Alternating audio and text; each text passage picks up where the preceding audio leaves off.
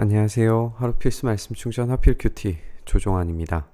오늘 함께 나눌 하나님 말씀은 레위기 6장 24절에서 7장 10절까지 말씀입니다. 주님께서 모세에게 말씀하셨다. 너는 아론과 그의 아들들에게 다음과 같이 일러라. 속죄 제사를 드리는 규례는 다음과 같다. 속죄 제사에 바치는 제물은 번제물을 잡는 자리 곧 주 앞에서 잡아서 바쳐야 된다. 그것은 가장 거룩한 제물이다. 제물을 가져온 사람의 죄를 속하여 주려고 제사를 드리는 제사장이 그 제물을 먹게 된다라고 그렇게 이야기를 합니다. 근데 여기에서 이제 반복되는 표현을 우리가 살펴볼 필요가 있는 것 같아요. 그건 뭐냐면 거룩한입니다. 이 거룩한 제물이기 때문에 제사장이 그 제물을 먹어야 되는데 그 제사를 드리는 그곳에서 먹어야 되고 회막을 친 뜰 안 거룩한 곳에서 먹어야 됩니다. 거룩한 제물은 거룩한 곳 밖으로 나가서는 안 되는 거죠.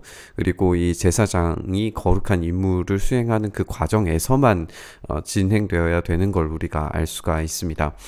이 거룩이 중요한 이유는 뭐냐면 그 고기에 닿는 무엇이든지 거룩하게 되는데 그 제물의 피가 튀어 옷에 묻었을 때에는 거기 거룩한 곳에서 그 옷을 빨아야 된다라고 하면서 이 거룩함이 묻게 되었을 때에 그것은 즉시 이제 씻겨져 내려가야 되는 것을 우리가 알 수가 있어요.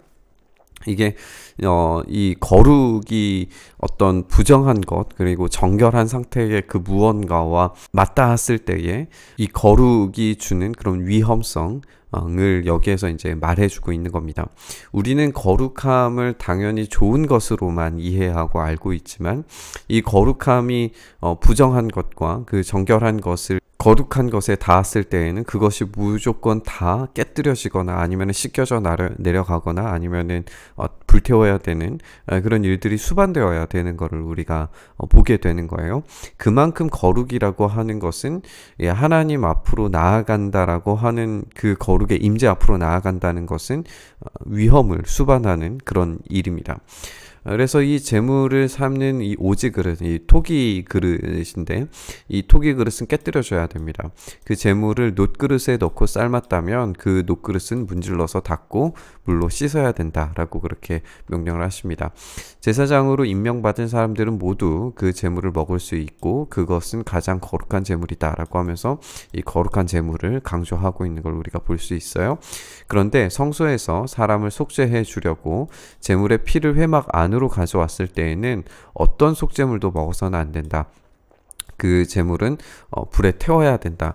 그러니까 어떤 성소에서 속죄해 주려고 제물의 피를 가지고 오게 된 때에는 이제 더 이상의 거룩함의 단계가 없기 때문에 그 제물은 반드시 불에 다 태워져야 됩니다. 우리가 이제 이전에 속죄제에 대해서 나눴을 때에도 나왔던 본문이니까 함께 연결해서 생각을 해보시면 되겠습니다.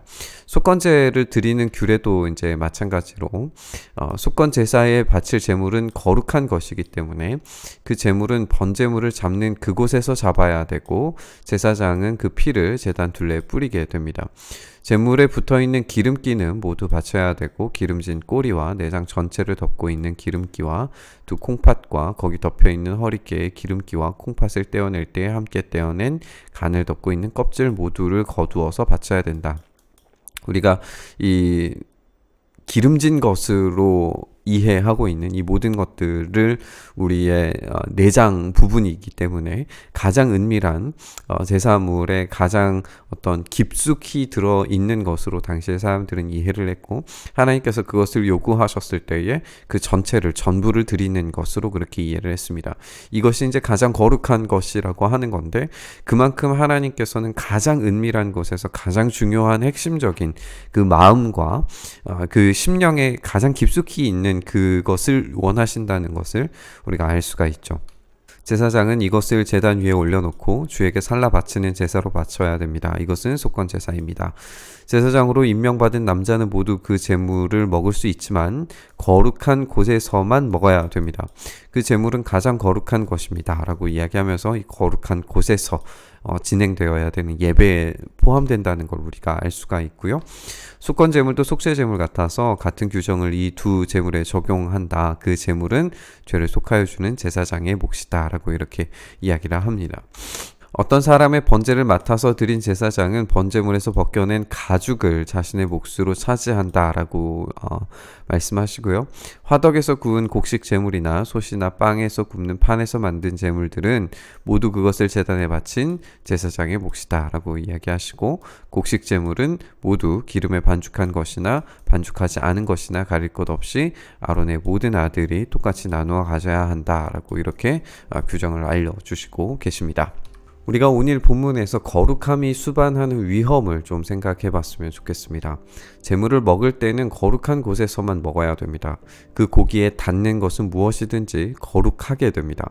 그런데 그 거룩하게 된 상태의 것을 어떻게 다루는지를 살펴보면 그 옷을 그 자리에서 빨아야 되고, 토기 그릇, 오지 그릇은 깨뜨려야 되고, 녹그릇은 문질러 닦고 물로 씻어야만 했습니다. 가장 거룩한 제물은 절대 먹어서는 안 되는 것으로 규정을 알려주십니다. 이런 일련의 과정들은 우리가 이 거룩이 피상적으로 좋은 것을 말하지 않는다는 것을 알게 됩니다. 거룩은 하나님께 속한 것이고, 그 거룩함으로 나아갈 때에는 정결한 것이라 할지라도 파괴되거나 거룩한 곳에서 당장 씻겨져 내려야 했습니다.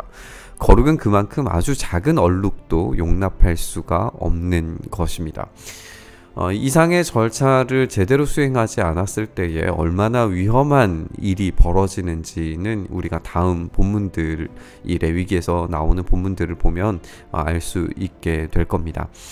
우리는 이제 어떨까요? 우리는 거룩함으로 제대로 나아가고 있는 걸까요? 그 거룩함으로 나아가는데 어떤 두려움 없이 나아가는 게 맞을까요?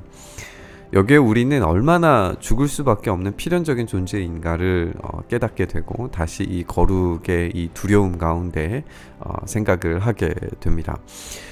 그런 우리가 거룩함을 누릴 자격이 없는 존재라는 것을 깨닫는 우리가 거룩함으로 나아갈 수 있는 유일한 이유가 바로 우리 주님의 놀라운 십자가 사랑이라는 것을 우리가 깨닫게 됩니다. 우리는 마땅히 죽어야 하는 존재이지만 예수님께서 십자가를 지심으로써 우리의 파괴되어야 함, 죽어야 함을 대신 감당하셨습니다. 거룩함으로 나아가는데 이 모든 위험 부담들을 예수님께서 대신 감당하신 겁니다. 우리는 십자가 뒤에 숨어서 그분의 거룩함을 나누고 공유할 수 있게 되었습니다. 우리의 거룩함은 죽어 마땅한 파괴되어야 하는 대가를 대신 치러주신 그 십자가를 통해서 얻어진 거룩입니다. 이 거룩을 함부로 값싸게 만들어 버린다면 그것이야말로 십자가를 욕되게 하는 일일 것입니다.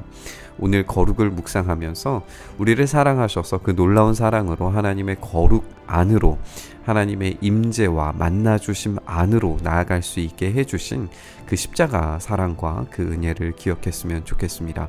그래서 우리의 거룩이 허투루 그냥 피상적으로 경험되어지는 그런 거룩이 아니라 십자가 뒤에 숨어서 참된 그 거룩을 우리의 삶에 채워가는 그 은혜가 우리 가운데 있기를 간절히 소망하면서 말씀 묵상했으면 좋겠습니다. 주님, 그렇습니다. 우리의 힘과 노력으로는 도무지 이 거룩함을 경험할 수 없습니다. 하나님의 임재 앞으로 나아갈 수가 없습니다. 주님께서 깨끗게 씻겨주신 그 보혈, 그 십자가 뒤에 우리가 숨어 그 거룩을 온전히 경험합니다. 우리가 주님의 그 십자가 사랑에 걸맞는 삶을 살아갈 수 있도록 오늘도 힘과 용기를 주시고 능력 주셔서 참된 거룩으로 살아가는 우리의 삶 되게 하여 주시옵소서. 그렇게 우리의 삶을 붙드시길 소망하며 우리 주님 예수 그리스도의 이름으로 기도드리옵나이다. 아멘.